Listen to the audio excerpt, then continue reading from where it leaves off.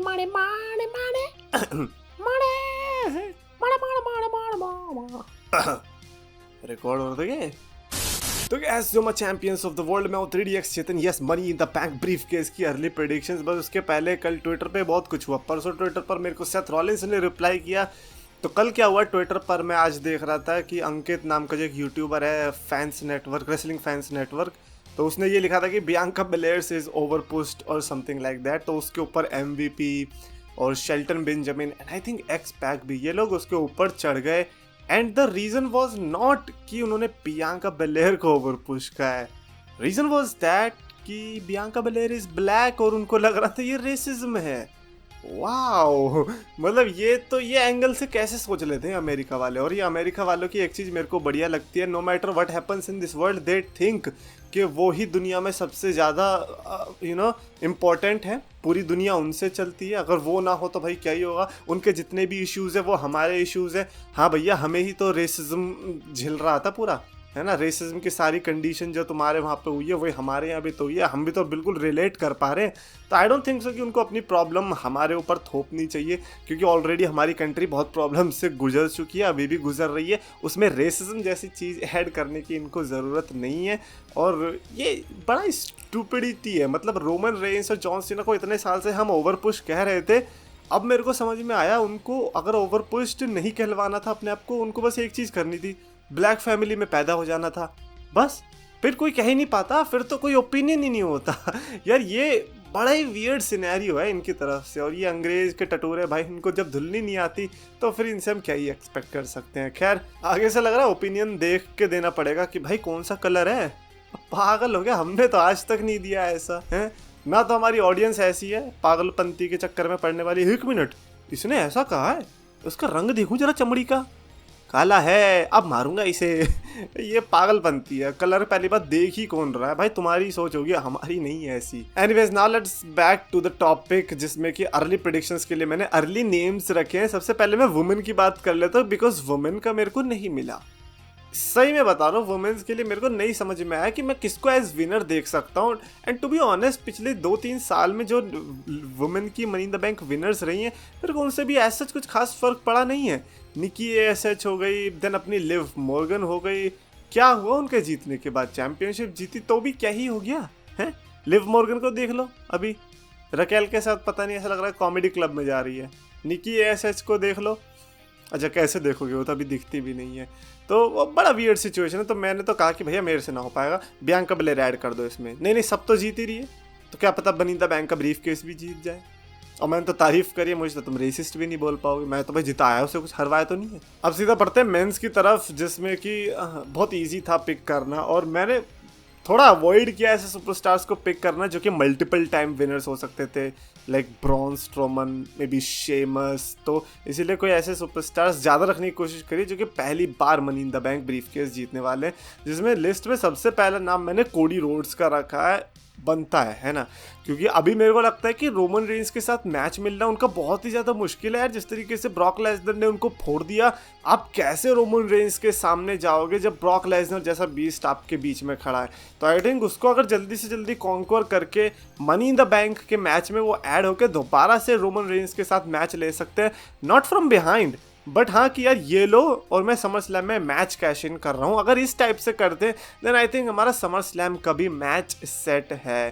तो ये Cody Rhodes को मैं देखना चाहूँगा सिर्फ इस वे में कि हाँ यार कोडी रोड्स कुछ अलग कर सकता है money in the bank brief case के साथ। And since he is the top star right now, I mean at least one of the top star, तो एटलीस्ट हमें कुछ मनी इन द बैंक की पावर ऐड होती दिखाई दे सकती है।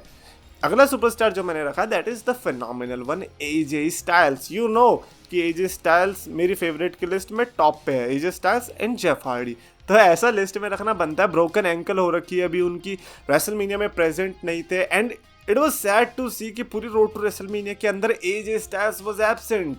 एंड मैंने जिस तरीके से AJ स्टाइल्स का लास्ट का रन देखा एटलीस्ट, और कमेंट्स देखी, उससे यही पता चल रहा है कि even if you are not AJ Styles fan, आप चाहते हो कि AJ स्टाइल्स के साथ कुछ अच्छा हो। तो अगर एक ग्रेट कमबैक हो जाए और सिर्फ मनी इन द बैंक में जाकर वो ब्रीफ केस भी जीत लेते हैं, आई थिंक वो इनफ होगा।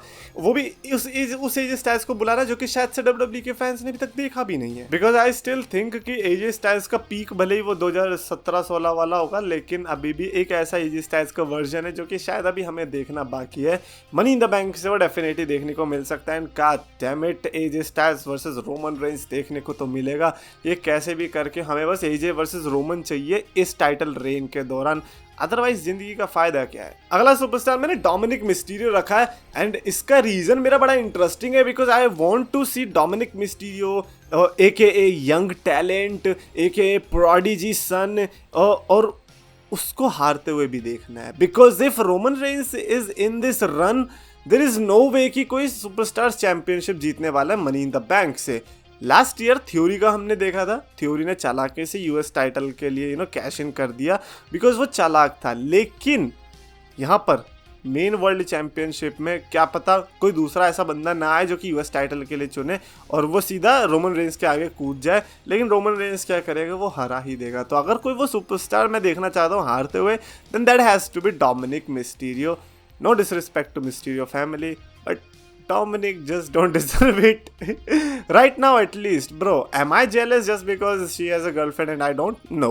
Girlfriend थोड़ी, वो तो मामी है यार. Come on, चेतन क्या कर रहा है तू? Next superstar is from Los Angeles, LA Knight. क्या? LA का मतलब लॉस एंजलस नहीं होता? क्या होता है फिर? LA Knight मैंने बेसिकली पीपल्स प्रेडिक्शन रखी है, बिकॉज बिलीव और नॉट अगर आप ट्विटर पे जाओगे, इंस्टाग्राम पे होता है क्या पता नहीं, लेकिन या यूट्यूब के कमेंट सेक्शन में जाओगे आपको ज़्यादातर जो नाम दिखाई देगा, बिकॉज इंटरनेट क्या होता है बड़ा बड़ा शीप की तरह होता है कि यार अगर एक तरह भेड़ की तरह चलने लग गए तो फिर वही चलते रहते हैं कि किसी ने बोल दिया कि LA Knight जीतना चाहिए बिकॉज ही डिजर्व्स दिस, और उन यंग तो नहीं कहूँगा उनके पास माइक स्किल है, तो फिर एक तरीके से सबका यही एजेंडा बन जाता है। सब नहीं सोचना चाहते कि क्या पता वो किसी और को देखना चाहते, वो भी सोचते हैं कि चलो हाँ यार LA Knight ही, और एवरीबडी लव्स दिस स्टोरी के यार ये बड़ा नीचे से ऊपर जाएगा, LA Knight नीचे से ऊपर ही जाएगा। ऑफ कोर्स ऐसा तो नहीं कि LA Knight टॉप स्टार है लाइक सेथ रॉलिंस और रोमन रेंस, तो इसीलिए वो मेंटली अंदर से लोग सोचते हैं कि नहीं LA Knight को ही चूज कर लेते हैं, तो दैट इज वाई हम भी भेड़ बन गए भाई, हम भी LA Knight को चूज कर रहे हैं। अगला नाम जो मैंने रखा है वो है रिसेंटली रिटर्न्ड मैट रिडल का इसीलिए बिकॉज जिस तरीके से लास्ट ईयर उनको अपॉर्चुनिटीज मिली थी and he was so close to winning the championship, मेरे को लग रहा है कि इस बार वो थोड़ा और क्लोज आ सकते हैं और money in the bank brief case तो ले ही सकते हैं। डर ये नहीं है कि money in the bank brief case ले लेंगे तो फिर रोमन रेंस से कैसे लड़ेंगे, जरूरी नहीं है, क्योंकि रोमन रेंस क्या पता समर स्लैम में भी हार जाए, क्या पता सर्वाइवर सीरीज, और अगर वो रेसलमेनिया में भी हार रहे हैं अगली रेसलमेनिया में, तो भी money in the bank brief case winner के पास टाइम रहता है, एटलीस्ट 1-2 महीने एक्स्ट्रा तो उनके पास रहने वाले कैश इन करने के लिए। तो इस money in the bank winner के पास एक एडवांटेज होगा, वो जिस तरीके से सेथ रॉलिंस ने ब्रीफ केस लंबे टाइम तक खींचा था वैसे खींच सकता है। वुमेन्स के केस में तो होता ही नहीं, वो तो कहते हैं आज जीत गई मैं, भाई रहा नहीं जा रहा, भाई कैश इन करना ही करना है, भाई मैं करनी हूँ और वो कर देती हैं। लेकिन मेंस के केस में आप रुक सकते हो। अगले जो सुपरस्टार है मैंने चारों को एक में क्लब कर दिया है, because Finn Balor, Damian Priest, Edge and Randy Orton. अभी देखो फिन बैलर, डेमिन प्रीस्ट ने तो एक बार भी ब्रीफ केस नहीं जीता है, डेमिन प्रीस्ट ने तो वर्ल्ड चैंपियनशिप ही नहीं जीती है, एज और रैंडी ऑर्टन ने दोनों चीजें कर चुके हैं, championships and money in the bank brief cases. तो एज और रैंडी ऑर्टन का मैं ये देखना चाहूंगा कि यार एक तरीके का लास्ट टाइम वो वाली फायर क्या आप जगा सकते हो, क्योंकि जो 2007 से 2009 तक आपने जो इविल विशियस रन दिखाया था अपना, WWE फैंस जो कि एटलीस्ट मैं अपनी एज की बात करूंगा कि उस टाइम पर जब हम देखा करते थे हमें बहुत गुस्सा आती थी एज और रैंडी ऑर्टन के ऊपर, मतलब ऐसा लग रखा था कि यार हमारे 2 ही दुश्मन है दुनिया में, मतलब 2 हमारे सपोर्टर माँ और बाप और दूसरे दुश्मन एज और रैंडी ऑर्टन, ऐसा केस था उस टाइम पे।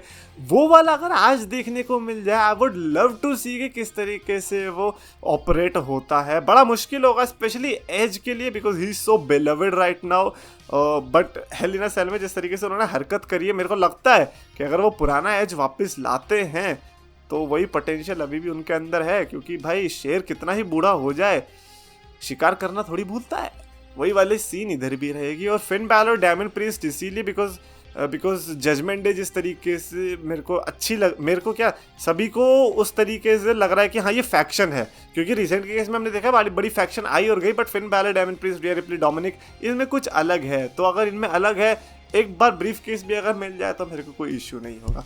तो ये थी लिस्ट मेरी अर्ली प्रिडिक्शन नेम्स की, जो कि मेरे को लगता है मनी द बैंक विनर्स होने चाहिए इनमें से, है ना। जो सबसे ज़्यादा मैं चाहूँगा कि कौन जीतना चाहिए, that has to be AJ Styles. बस AJ, just for AJ Styles and Roman Reigns only. Comments में लिखकर बताना अपना 3 नाम जो कि आपको लगता है कि मनी इन द बैंक में जीत सकते हैं। वुमेन का मत लिखना, वो तो ज़बरदस्ती है यार, कुछ फ़ायदा है ही नहीं। कमेंट्स में देखो, अगर आपको वीडियो पसंद आए तो प्लीज लाइक करो, चैनल को सब्सक्राइब करो।